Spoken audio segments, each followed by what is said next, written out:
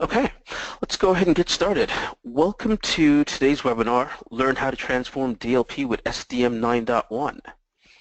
Slide. So I'd like to thank everyone for joining us today. As part of our conversation on transforming data loss prevention with Sensitive Data Manager, we're going to be covering data discovery and classification techniques and then diving further into SDM Sensitive Data Manager.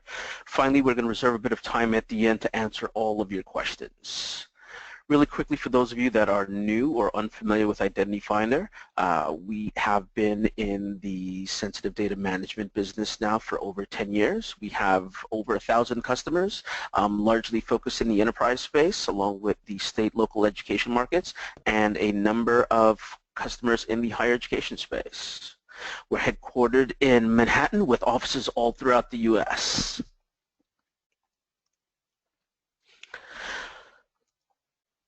So here's just a sample of some of our customers. We obviously have quite a few more than this. As I mentioned, we have over 1,000 customers, but I wanted to share just a few of the brand names that have trusted Identity Finder to be their sensitive data management solution.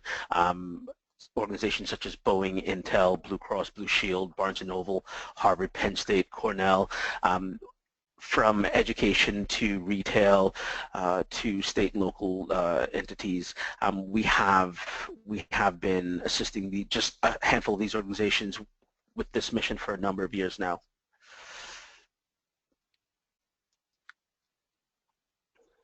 So I'd like to introduce today's speakers. With me today is Todd Feynman. Todd brings over 10 years of experience at PwC as a practice manager, an ethical hacker, growing their security integration practice and implementing DLP solutions for their customers. He has over 20 years total experience in the security industry, is internationally published, along with a recently published book on data classification here as well. You can find him on the speaking tour and throughout many media publications. Thanks very much, Gabe. And likewise, I'd like to introduce Gabriel Gums. He is our VP of Product Strategy and helps us innovate our product on a regular basis. He has 15 years of InfoSec experience. He's created the vision and strategy for multiple extremely large organizations and helped formulate their strategy and policies and procedures for some of the top security programs out there. He also is a published thought leadership expert and does the tour as well on the conference circuit. Thanks, Todd. So you got it, Gabe. And there is, I can tell based on the pauses that Gabe was giving, there's a little bit of a delay when we switch from slide to slide, so just we'll use that as our chance to pause. But there seems to be always a slight delay. And with that, I want to get right into the content. And that begins with really asking the general question of what is sensitive data. We can't define that for any of our customers or anyone who, excuse me, who comes to us asking about our product. That would be doing them a disservice. So we always like to preface with, what is it really that organizations need to protect? There's a mountain of data out there, but not all of it is sensitive. And it's really important that each organization go through the process. And technology really can't help with this, but defining what it is that's sensitive to your organization. If data was lost or stolen or exposed, could it cause financial harm to your organization or reputational damage, or be the reason you get terminated? If the answer is yes to any of those questions, that makes it sensitive data, and that's what differentiates it from all the other data that's out there. And the truth is, to protect all the data in your organization would cost an extremely large amount of money, and it would be extremely resource intensive. So it's always valuable for organizations to take that step back and say, before I even spend money on trying to build processes, hire people, or spend money implementing technologies, what is it I'm really trying to do? And really, outside the technology, if you think about the concept of sensitive data management and trying to prevent data loss, it is getting at the exact same answer of, where should you be doing all these things within the organization? Do you want to protect every single bit of data, or do you need to just focus on, hey, the social security numbers, the credit card numbers, or some other form of intellectual property? You know, some of you have seen Gabe and I speak in the past, and you're familiar with our Ashley Madison example. I'm going to speed through this to get to the new content, but we put this up because at Ashley Madison, every piece of information is extremely critical to them. And as we could see where, a customer like a Barnes & Noble might not care, sorry, a customer to us, but Barnes & Noble might not care about if, they lose a customer list because, let's face it, all of us have probably bought a book at Barnes & Noble at some point in time. However, at Ashley Madison, every single piece of information about a customer is extremely sensitive because no one wants other people to know that they were a customer of Ashley Madison. So for them, the definition of sensitive data is customer information or a customer name. It doesn't even have to get to the level of being a credit card number. Now, let's take a completely different example where, we've talked about this in the past as well, and it's just starting to become dated, but there's a really, really important lesson to be learned from the North Korea attack on Sony. A few months ago, Identity Finder was actually subpoenaed in a class action lawsuit to help, as the organization, define exactly how much sensitive data was leaked. So our software was used to figure out what the discovery analysis yielded. And what's interesting is, and I won't speak on behalf of Sony, but I will say that they probably looked at things like the unreleased movies as some of the most sensitive things within their organization. Because again, if a movie winds up on the internet before it's even released to theaters, especially in DVD quality, they're going to clearly lose money. They might not lose reputation, but they definitely will lose money. Less people will likely see it in the theater. Turns out, though, in the process of North Korea trying to find some of those unreleased movies, specifically the movie entitled The Interview, they wound up stealing a lot of other data. And that's because there was a very large footprint of other sensitive information. And this, again, is a very good lesson learned for all other companies. When you're defining what sensitive information is for you, it's critical that that definition be broad enough to encompass anything that could, again, cause reputational damage, productivity inhibitions within the company, and of course financial loss and compliance issues. So what we wound up seeing was that 601 Excel spreadsheets contained duplicative information around sensitive information, specifically employees' social security numbers, personal addresses, and a ton of other information. And one of the big lessons learned here is how big of a sensitive data footprint do you want to have? What is too large of a sensitive data footprint? Should 601 copies of data exist? Now, maybe the answer is yes. Maybe you have 601 different employees who all need to access the information. Maybe not all of it was replicated across every single file, but the point is, should all your SSNs be spread across all these files, or should they be in one central repository that is highly encrypted and requires a lot more access in order to be able to get through it, especially in the event where we live in an age, it's not a matter of if you're going to be attacked, it's a matter of when. And it's important that you realize the smaller a target you have, the less likelihood there will be that you have that reputational damage, an issue with compliance, or other financial damage from a breach. So you mentioned compliance, and I want to jump in there and add a couple of things. So both the FTC guidelines and the General Data Protection Regulation, the EU General Data Protection Regulation, explicitly have language that speaks to the reduction of sensitive data. They talk explicitly about removing, maintaining, and protecting all of these copies of information, of sensitive information.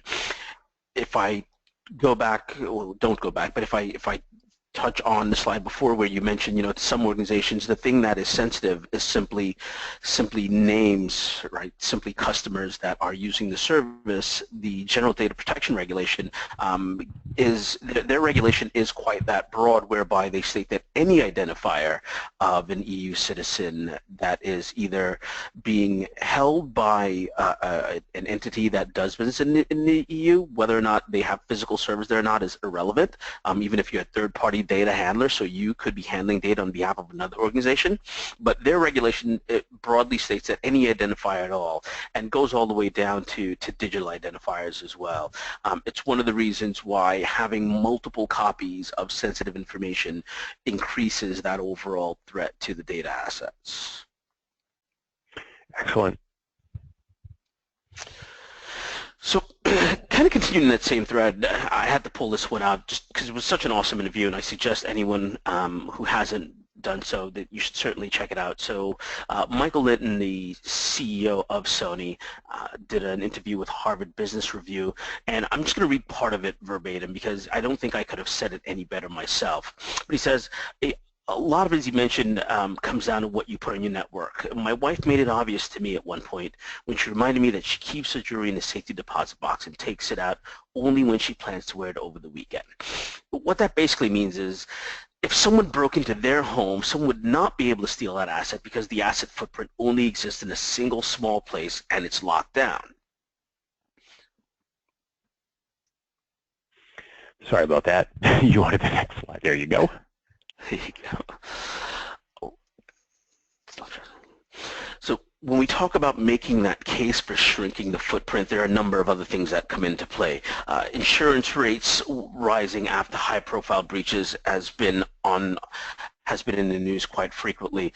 We continue to see as cyber insurance policies have been written that there's a bit of fine print that that gets overlooked by someone they're purchasing insurance regarding their overall coverage and the rates. But more importantly, in the not so fine print, we've also seen a number of insurers explicitly asking the insuree, that is, to be able to identify what the assets are that they're protecting. Some of those regulations have gone as far as to explicitly ask to detail the number of copies of certain types of records and so on.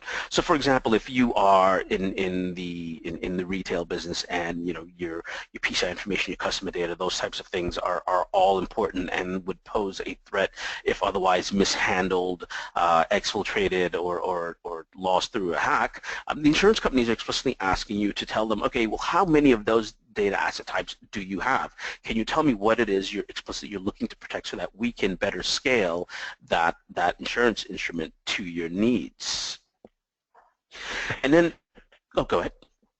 Yeah, no, I'll go ahead. Sorry about that. I was just going to mention insurance not being a complete solution to the data threat problem either. So in the Target example, that cost the company a total of $264 million, and way less than half of that, only about $90 million of that, was even recouped from insurance payouts.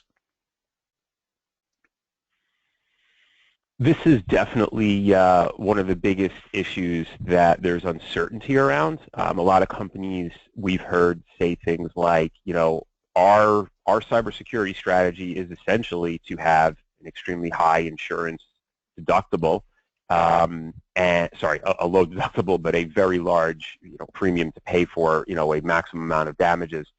And they rely on this as a strategy if something goes wrong because they think the likelihood is so low. That has shifted a lot over the last year or so as we've seen, first of all, a lot more litigation.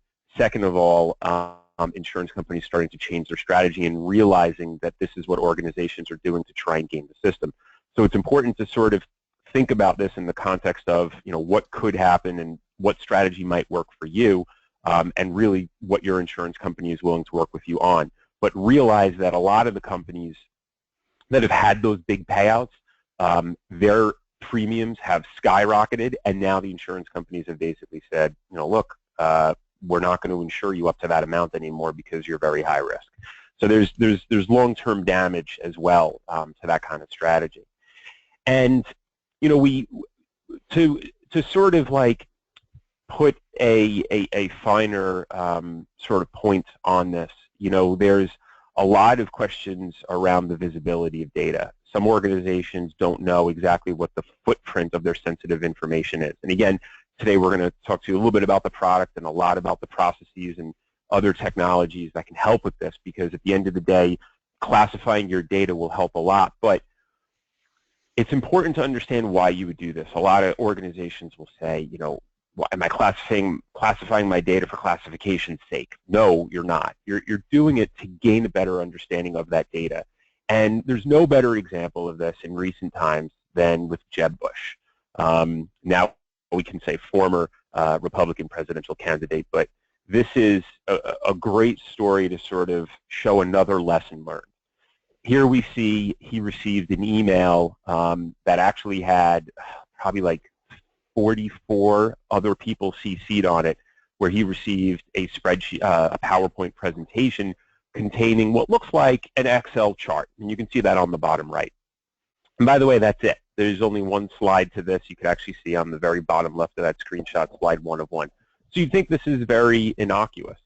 Unfortunately, when you double-click on that Excel picture, you get access to the entire Excel spreadsheet that was used to create it. That's the way object linking and embedding works. That's how PowerPoint and Excel do their things. And what wound up happening here was that spreadsheet contained 12,564 names, social security numbers, and dates of birth. And the reason we point this out as another example and lesson learned is that it's very important that organizations understand you probably can't do this manually. There's just no way to expect that your employees can understand every single bit of data in every single file that not only they create, but that they receive. And in this particular case, there were 5 other emails that contained the spreadsheet because nobody knew that it contained all these social security numbers. So the problem became so pervasive, and these SSNs spread so far. As I said at the beginning, 44 other people were CC'd on this. We don't even know, because the other 44 people didn't post all their emails in the interest of running for Republican presidency candidate. We don't know what these other 44 people did with it. You know, how many copies of their emails exist? How many people detached it and did something else with it? And this permanently exposes 12,000 plus people to the risks of identity fraud. And that's because social security numbers don't expire. That's a good point. So I mentioned a little earlier about some of the regulations, and right before we get into to the solution itself, wanted to touch on just this final point. Again, going over some of the impacts and ramifications. So the FTC has gained complete precedent for their ability to enforce these types of data regulations. Ultimately, the way and the reason why they're involved is organizations have statements stating that they will protect the privacy of individuals and so on, and by not adequately protecting those data assets, the personal information of customers, their financial information, whatever the case may be, they are explicitly breaking that rule, if you would, allowing the FTC to step in and say, hey, you know, you promised that you were going to do this, and as a consumer protection mechanism, you know, we have to step in and take action here. And in the last 12 months, they've levied well over $30–40 million in fines, and in some cases, they have even, I think there's 2 recent examples where they will now be monitoring the security practices of 2 organizations for the next 10 years. So if having a fine levied isn't bad enough, they will now have the FTC reviewing their security practices for the next decade. That to me signals a very strong shift in the way regulatory agencies are viewing the importance of sensitive data protection. Every time I hear it, I cringe. So, Yeah. you know, what's been the solution to this? Well, you know, 10, 15 years ago, DLP became all the buzz. And organizations thought, okay, I just have to protect this data from leaving my organization. The mentality has shifted significantly. And that's not just because the perimeters become more porous, but of course it has. The cloud, people working from home, third parties have access to each other's networks in some form or another. And employees have a lot more access to data. And let's face it, no one deletes anything anymore. So It's a very pervasive problem that is clearly going to get much worse, not better. But there are solutions to the problem. And classification is something that organizations have talked about for a long time, but recently there's been more technologies that have come onto the market to help with this. And this is absolutely what Sensitive Data Manager helps with. But before we talk about the product specifically, let's talk about the concept of it. How does classification address this challenge? Why isn't DLP the solution? Well, understanding what the data is, giving it that identity so that people understand, oh, I'm interacting with a PowerPoint file that contains all those social security numbers, that helps create that awareness. Where the data is and how big of a footprint that is helps control the risk and understand the risk. How big of a problem do you have? Do you have 3 million credit card numbers or medical records or social security numbers or pieces of intellectual property, or do you have 30,000? And that helps you define what that cybersecurity budget is going to be to protect that data. Data classification gives data that identity. It embeds in the metadata of the files the information, and allows you as an organization to have reporting capability across all that data to understand how big of a footprint that is, who's accessing it, and whether or not you even need that large of a footprint of data.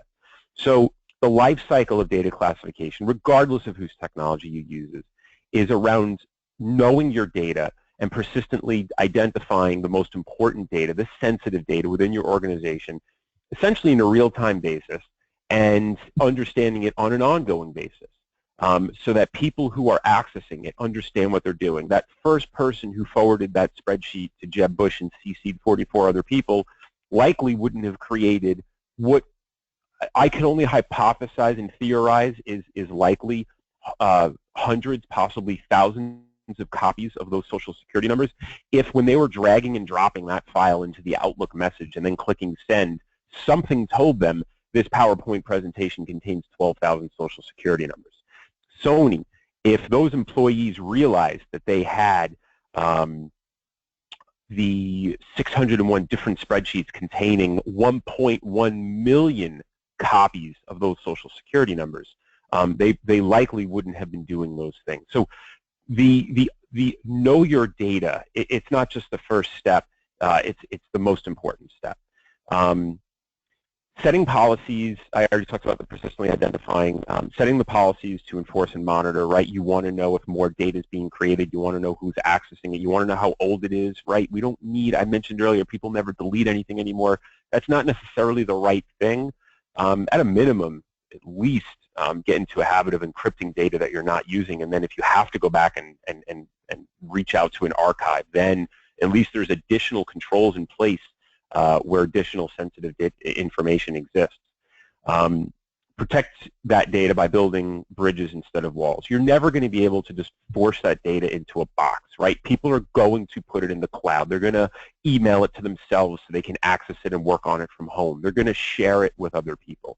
The most important thing to do is make that awareness available to them so that they understand what they're doing, and then put better security controls in place, right? At the end of the day, there will be this means to an end, there is an end, and the end is about protecting that data better.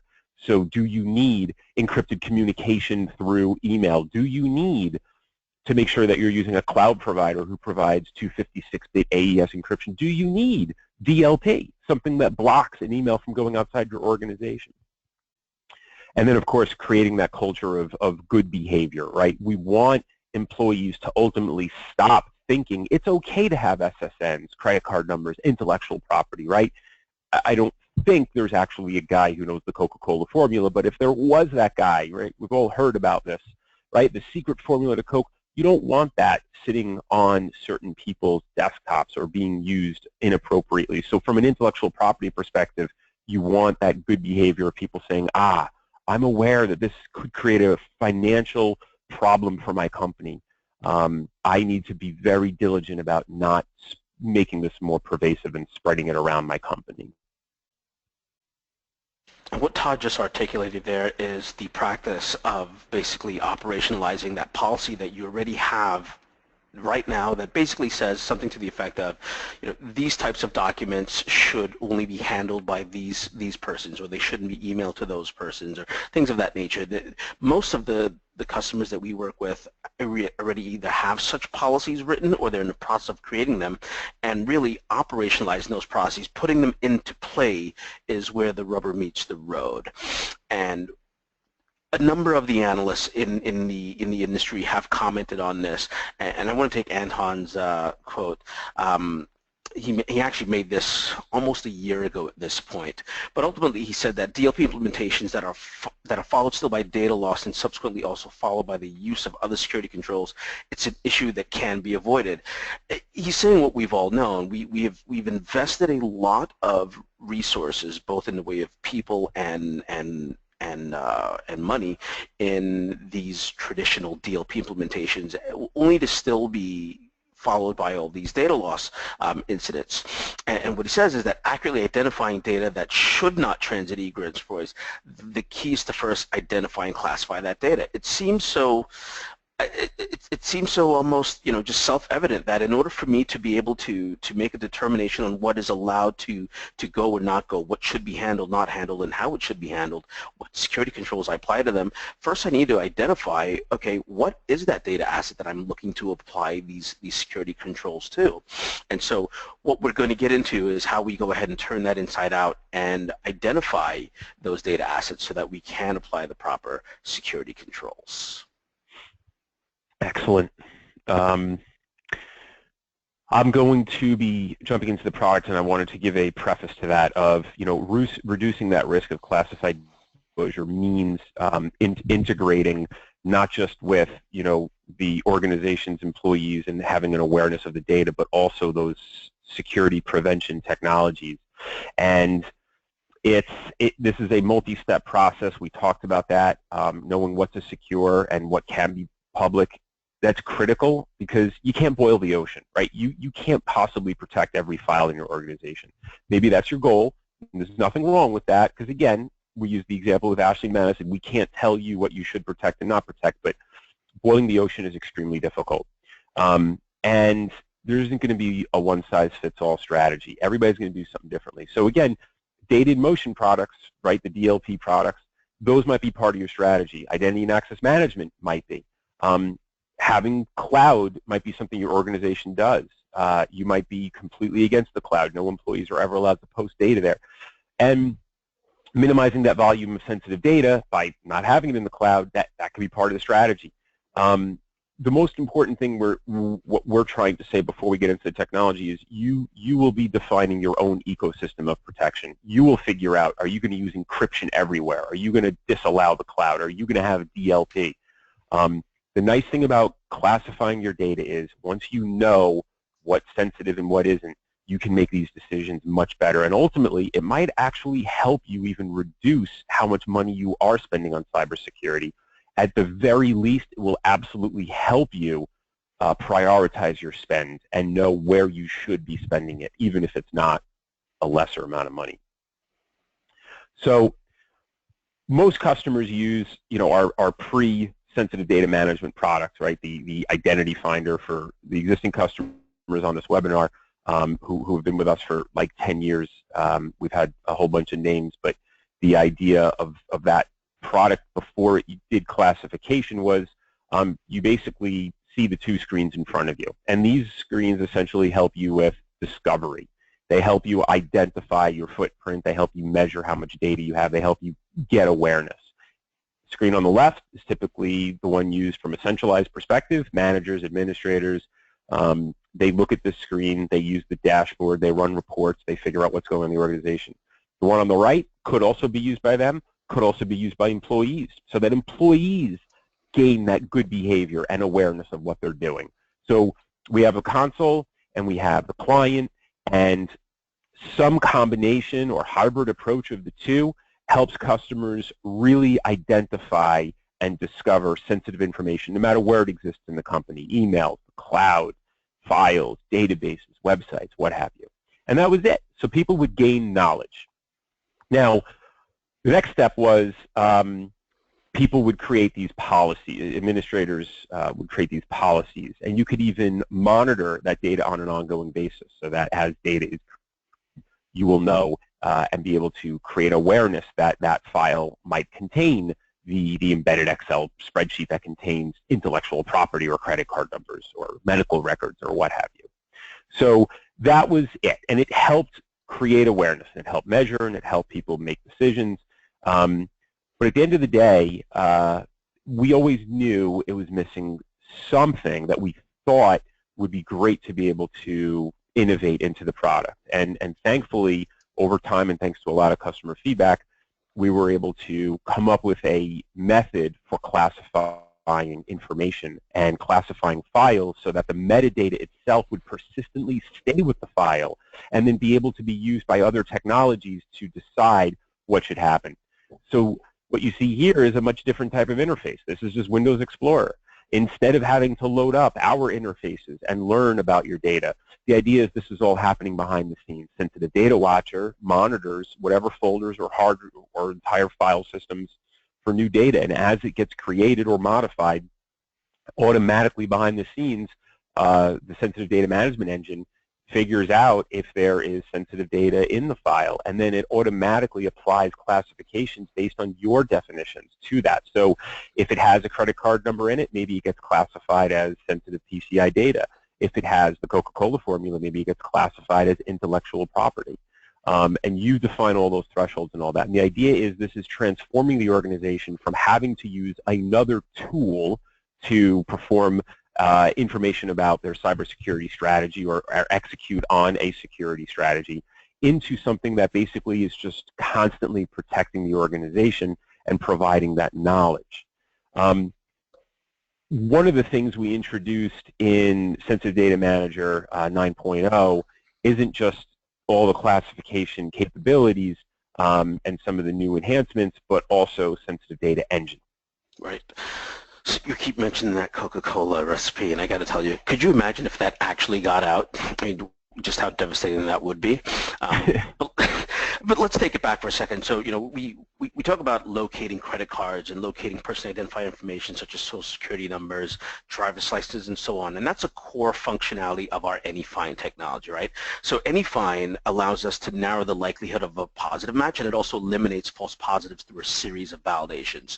So after years of refining and improving upon that solution, we derived this sensitive data engine because looking for proprietary institutional data, that gets a little trickier. That is the type of information that's otherwise only recognizable by the organization that created it. And so the sensitive data engine allows end users to locate that type of sensitive data. And that's accomplished by building these definitions. You can think of it as a sort of intelligent search grammar that allows you to define the criteria to identify that institutionally unique sensitive data. So through a series of logic statements along with the AnyFind, the proprietary AnyFind algorithms and validations, we can really now start to hone in and look for, again, what was the original goal of DLP in general, right? Looking to stop these proprietary types of information from leaving the organization, as well as the PII and SSNs and all those things that we mentioned. It's always hard to get me to shut up when we start talking about products. So, Gabe, I'm going to jump in before I flip to the next slide and just say that, you know, when we started the company in 2006, we had a vision for helping companies do this as easy, as accurate, and as fast as possible. And we always wanted to be able to give people the power to do that for things we couldn't invent search algorithms for. So social security numbers are a standard data type. Anybody can find a 9-digit number, but we were the ones who came up with all the validation algorithms and figured out a way to reduce that accuracy, reduce that false positive overload and increase that accuracy to be as highly precise as possible. But what we've recently done is, and we call that our secret sauce, what we've recently done is we've essentially exposed a lot of that secret sauce in this sensitive data engine so that the same methodologies we use to say what makes a credit card number beyond the Loon algorithm, right? Anyone can do the Loon algorithm, but we have dozens of other validators. Now what we've done is we've taken that and we've built this open architecture to allow other people to define anything that they would want to deem sensitive. And we get asked a lot, so can I just upload 100 documents to Sensitive Data Engine and it'll figure out what I want to look for? And the answer is no, of course not. That we are not trying to sell magic. And, you know, that type of document sort of learning technology might not be magic for you. You might have a perfectly consistent, homogeneous set of 100 documents and it might work. But for most organizations, it doesn't work, and it hasn't worked. And it's, you know, companies have had technology like that for the last 10 years, and it is rife with false positives. What we're trying to do is say, what is it in those 100 documents that would make you say it is intellectual property? So if you can define that in words, you can use Sensitive Data Engine to find that specific information. Maybe it has your copyright information. Maybe it has a keyword about a piece of confidential information. Maybe it has something from a customer list. Maybe it has a algorithm in it. Maybe it has a parity check because it is something like a customer account number that you can validate on your own.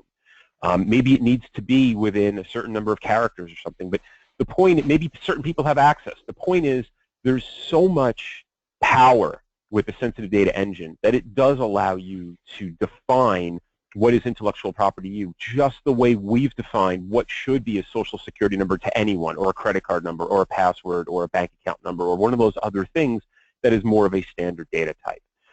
And this really is a massive differentiator for us because it allows you to search through unstructured data in a way that you've never been able to before.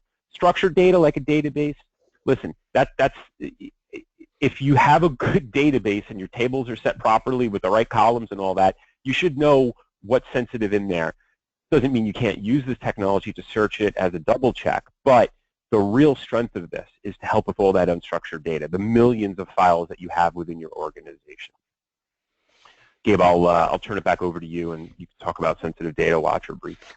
So that's a perfect place to turn back over, actually. So you talk about those millions of files in place. So typically when we set out on a project to help someone, there are kind of two paths we go down. There is all of that data that already exists in their environment, the thousands, the millions of structured and unstructured documents already in their environments. And then there's all of the data that's being created on a daily basis. So all of the things that Todd just talked about, the ability to search, discover, classify, protect all of the information that's already within the environment, those are things that any fine and Sensitive Data Engine and SDM in general tackle at that level. As part of the process for identifying everything we just talked about, but doing so as it happens in real time, that's where Sensitive Data Watcher comes into play. So Watcher looks at an environment and it basically looks for any of those identifiers that we just talked about, including the ones that you can build with Sensitive Data Engine. And it will then execute the responses, the policies that you've defined. So to give you an example of how that works, let's say you have that Coca-Cola secret sauce, and that should only be allowed to be handled by certain types of engineers in the Coca-Cola secret sauce department, if you would. Sensitive Data Watcher can identify when files are either created, and by created, that could simply be someone copied it from a shared location and saved it to their local desktop. So now there's a new file in that environment, and it'll recognize that sensitive information there and take an action based on that. You can define those actions. You can delete that information. You can quarantine that file. You can redact it. You can take a number of different actions on it. You can take a custom action on it, so you can execute an external script or external executable against that file. And Sensitive Data Watcher performs all this in real time as information is being created, copied, handled. So when Todd alluded earlier to the inability to scale your data protections in a manual fashion, this is why, right? You can't train all of the data handlers, consumers, producers within your environment to execute the security policies that you've written down on paper, and expecting that to happen with every single file document within their working environment throughout the course of their day. And you certainly can't expect that to happen without interrupting normal business activity. excuse me. And so this is where Sensitive Data Watcher really comes into play again. Uh, let's take another very common example where data from a central source of record is, and the Jeb Bush example was a good one, but let's say we have our HR database, and I need to create a report so that I can report on a number of new employees being onboarded and employees moving on to other opportunities and things of that nature.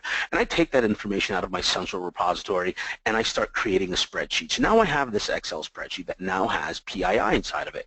I may have already protected with some other security control, maybe some other DLP control, all of the information in that HR database. But now as new documents are being created, as data handlers are going about their tasks, I now have this other copy of information that needs to be protected, and I need to have those same protection mechanisms that I outlined for my HR database applied to this file. That's where Sensitive Data Watcher comes in. That's the power of being able to apply those discovery, classification, and security controls in real time. And the other thing that's very nice about this is it moves you away from having to schedule searches and make this a process that has some sort of manual kickoff, whether you schedule the manual kickoff or you are manually doing it on demand. This now is just something that resides in the background, and it's constantly there to help you. It is not something that you need to proactively do. You don't need to say, yep, I'm going to go and search the server. It's just there, and it's helping, and it's real time. And that's really the big advantage that allowed us to move towards classification, because now if a file is created that is classified, or I should say that has sensitive data, it will now be automatically classified, and the metadata will be changed so that if somebody tries to move that outside the organization, maybe your DLP system will block it, or maybe your encryption product will encrypt it, or what have you. Me or you, Gabe? I forgot.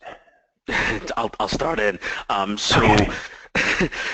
the real power again of Sensitive Data Manager comes in the ability to identify that sensitive information, apply those classifications to it, and then the protection mechanisms. The way we've extended that out further so that it becomes part of your people and your process is to embed these awareness components, so what I like to call the active awareness components, into the solution as well. So in the screen that Todd is showing here, you can see a Word document that has already been classified, and the classifications of those files are now being shown in the document. We've extended this functionality to all of the major collaboration and productivity suites, so Office, Acrobat, you name it, all of those things. So as users are working with the documents, they have this active awareness component whereby they can see what type of classification the file already has and understand that it should be handled in a certain manner. And again, with the product like Sensitive Data Watcher, they may not necessarily even have to understand that, you know, I shouldn't save this to the cloud. It'll go ahead and already take that action for it.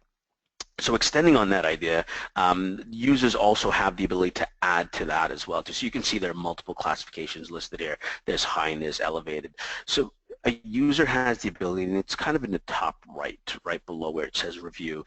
They can now also add classifications to documents themselves as well. So let's say that there's an extended classification schema that also says that this file is you know, internal only, HR only, whatever it is. They can add and extend the classifications to that, allowing multiple security controls to take actions based on the classification of it. What's not also shown here, but we should definitely talk about while talking about the embedded awareness, is the icon overlays that Todd showed a few screens ago. These same classifications are reflected throughout the operating system environment so that end users always understand what it is they're interacting with. You can avoid the Jeb Bush type mistakes whereby someone didn't know that PowerPoint had 40,000+ social security numbers embedded within. Yeah, and what's beautiful is you combine these two concepts together, the Sensitive Data Watcher for the real-time monitoring and this classification technology, and now you can narrow your window of risk or potentially even eliminate that window of risk. So we talked about Sensitive Data Watcher, where maybe you search every week, maybe you search every night, maybe you search every month or quarterly or annually, who knows. But the point is, you're probably not searching every 1 second. And the idea with Sensitive Data Watcher is now you've reduced that window of risk from, let's say it was daily, that would be 23 hours and 59 minutes, to literally instantaneously. So you could have had someone create a file 1 minute after the search completed, and now until the next search runs, no one's going to know about it. Thanks to Sensitive Data Watcher, you'll know about it instantaneously. So SDM eliminates that window of risk, and the beautiful thing about classification is now if you have automated the process of using your discovery results to classify files based on what you deem to be a piece of PCI data or medical information or personal information or intellectual property, now one minute after that search completes, if a new piece of data is created and then someone tries to email it outside the organization, it is going to be blocked because it's classified, and the metadata will tell your DLP product, for example, if you're using McAfee host DLP, that you cannot copy this to a USB drive or email it outside the organization or what have you. And I'll get into those examples a little bit more.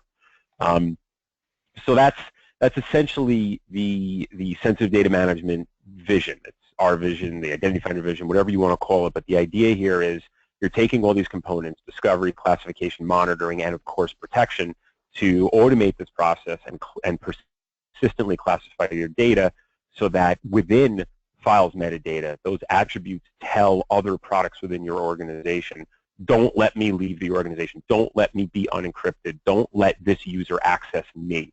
Giving that data that sort of identity and that instruction manual not to do things is how you're going to ultimately prevent data loss on a more consistent and ongoing basis.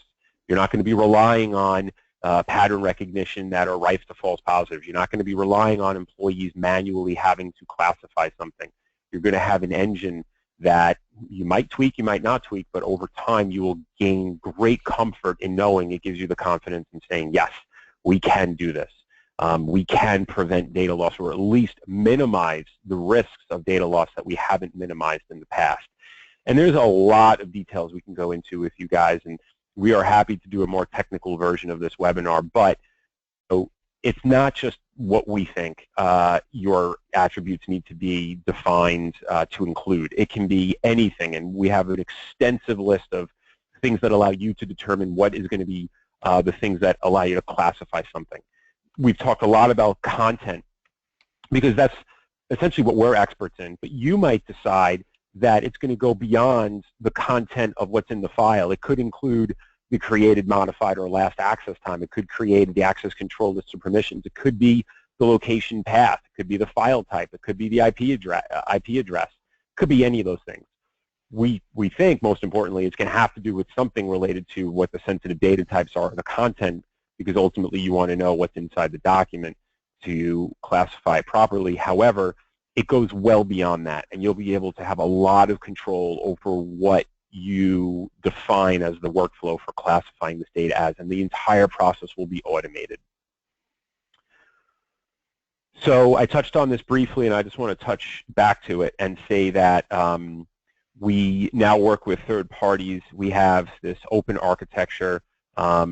We integrate with Windows Explorer. We showed you that screenshot earlier, meaning as soon as someone creates a file, they will see that overlay icon and know it won't conflict with your Dropbox icon or whatever other technology you use. You get to pick and choose where it goes and all that information. You'll get to pick whatever icons you want. We don't force anything on you, even though we have the built-in best practices to make your life easier. You have complete control and power over doing this. We also integrate with Word, Excel, PowerPoint, Access, and Outlook, Adobe Acrobat. And then, outside of the apps that you most likely have on your computer, we also integrate with McAfee host DLP. We will be expanding to their EPO and other technologies as well. But what this essentially means is, in real time, as soon as a file is created that contains intellectual property, it can be blocked from being copied to a USB drive. And no one has to have any manual involvement in that process. The big question we have for you guys, and we'd love the feedback, is who do you want to see us integrate with? This is, as I said, an open architecture. It's a very easy process. The process we went down with McAfee was unbelievably fast. It took us a month to get this in customers' hands, and that is extremely fast for an organization the size of a McAfee and someone like Identity Finder partnering together. So we're very excited about these initiatives, and there's a lot more companies out there that we're working with. We'd love to hear from you guys. Let us know who you want to see Sensitive Data Manager integrate with. There's probably other DLP technologies, maybe encryption providers, maybe user behavior monitoring products. You let us know. So let me tie it all together. Sensitive Data Manager, the complete solution to sensitive data management. Discover, classify, monitor, protect. Our big differentiators, the reason customers come to us, are unparalleled accuracy and near zero false positive rate with finding sensitive data. The classification piece that is automated, doesn't require manual intervention, helps increase that awareness. The monitoring so that you have that lower cost of ownership, narrow that window of risk, and get all of your data classified literally instantaneously. And then, of course, the protection. Now we are working with other companies to ensure that you have a way to protect your data after it's been classified, so that if your end game is, I don't want it leaving my organization, I don't want it being posted to the cloud, I don't want it unencrypted, you have that ability to do those things. So for those of you who already have our product, maybe you bought it when it was called Identity Finder, maybe you bought it when it was called Data Discovery, maybe you bought it when it was called Enterprise DLP. We call those the pre-SDM products at this point. Why upgrade to Sensitive Data Manager? The first thing is, we don't know which modules you've owned in the past, but as you can see on the chart on the left, there's been a lot that we've sort of created over time piecemeal. We began with Discovery and some of the remediation, but we then added console, then we added database searching and exchange searching, and then website searching, and then SharePoint searching, and then OCR image searching. I should say image searching via OCR, but SDM includes all of that, and it's future-proofed. You get all of that with SDM going forward. It's module-free. Everything's included going forward. In addition, there are components that we can't integrate into the older SKU, and that is specifically around real-time data monitoring, automated file classification, remote cloud searching, which we now do. We can remotely search data that your employees store in Dropbox or Box, and we're constantly adding new cloud providers like Microsoft and Google and Amazon. Again, we want to hear from you. Who else would you want us to add? Do you want us to add Simplicity? Do you want us to add others? Let us know. And then, of course, the user-driven file classification if you choose to make that available to your employees. Sensitive Data Engine is brand new for 9.x. We're on 9.1 now. This was introduced into 9.0. We talked through that in an earlier slide. Additionally, workflow enhancements that allow you to automate remediation. So, for example, if an employee in a certain Active Directory OU has a file that contains credit card numbers, maybe it'll be automatically encrypted, right? Define what these workflows are, but the nice thing is you can automate these processes now. Maybe it's to kick off your McAfee encryption product to automatically encrypt it. Maybe it's to kick off some sort of reporting engine. You have a lot of control over these workflow enhancements. And again, we've created the open architecture to work with third parties. The metadata search by popular demand from our customers, so that we can now search within the metadata of files. Perhaps you have proprietary applications, or you have processes where metadata actually includes that information that is potentially sensitive. You can now search within that. And then we've rewritten our entire database search. So you have the old products and you bought the database module, or if you have SDM, we've replaced OLEDB. It's still there, but we now have also direct database access. This increases performance and that sort of thing. So I think we'll open it up to questions, but in conclusion, I just want to say before I go to some of the questions, and Gabe, you can take a look to see what's been coming in, I will just end with 30 more seconds of SDM is future-proofed so that you can enjoy the economic and budgetary certainty of knowing you're not going to have to buy additional modules going forward. When we add the next ability to search a cloud space provider using the on-premise app, that will be included for you with SDM if you're on the SDM SKU. Monitoring, we talked about Sensitive Data Watcher, the automated classification, allowing your users to tag files so that you can manually have something blocked. I mentioned the cloud stuff, and then integration with third party. So we had a couple of questions come in. Actually, we had almost a dozen questions come in. So I'm going to try and get to most of them here, but we have just a few minutes left. So I promise everyone that we will respond via email if we don't get you live. One of the first questions to come in was, can SDM implement, sensitive data management, can it implement custom classification tags? Yes, it can. You have the ability to define any type of tag that you want.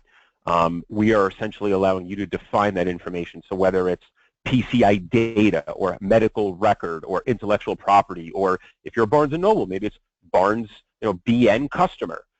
You can define any of the rules that would allow something to be classified, and then you can define what that classification looks like visually and by name, completely customized. Excellent. Here's a very good question from someone else. So how many different levels of classifications are most of our customers using? I would say 6, give or take 2, but it really comes down to how large the departmental use is. So you take an organization like a Boeing that has an unbelievably large number of different departments.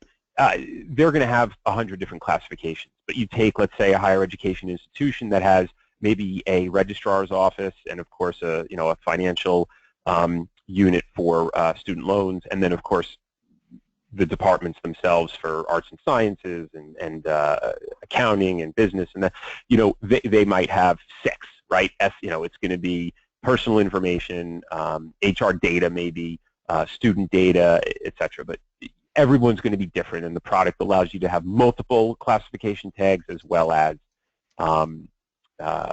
unique single tags. So another question came in. I think we kind of answered before, but I wanted to make this clear for folks still on the line. The question was, will there be a more technical webcast? And the answer to that is yes. We have a more technical webcast scheduled, I believe, for close to the end of the month. We wanted to have this as an overview for folks to get intimately familiar with the solution itself. For those interested in the nitty-gritty details of the solution, yes, there will be a more technical webcast. Another question, are there any plans for existing support of OS X/Linux with SDM? Yes, we are constantly innovating new features into Windows, and the most popular features from Windows by customer demand are brought over into the other platforms. So the answer is yes. And sorry, go ahead. No, just in case that question wasn't clear, because I think I may have read that differently there. I'm not sure, so let me add. First and foremost, we do have support for OS X Linux. Yeah, so SDM does work with that already. But to the point Todd's making, we do continue to improve upon that and build upon it with all of the great features that will usually find themselves in the Windows platform first. But if that question was intended to ask whether or not we support those platforms, because I think that's how I'm reading it, the answer to that question is yes. It's currently supported. Yes. And if there are specific platform questions like, hey, do you support this flavor of Linux, just let us know and we'll get you that answer. Great.